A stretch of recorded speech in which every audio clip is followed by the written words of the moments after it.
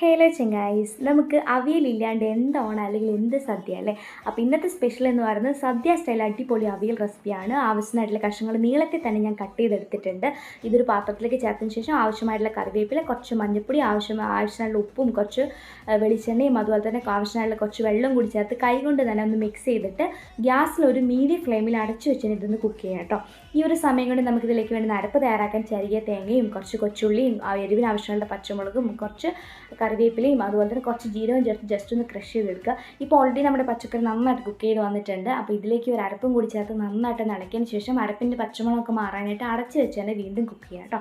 അതിനുശേഷം നമുക്കിതിലേക്ക് ആവശ്യമായിട്ടുള്ള പുളിക്ക് ആവശ്യമായിട്ടുള്ള തൈരും അതുപോലെ തന്നെ ഞാൻ ഓൾറെഡി ഇപ്പം തക്കാളി ചേർത്തുകൊണ്ട് കുറച്ച് തൈര് മാത്രം ചേർക്കുന്നുള്ളൂ കേട്ടോ.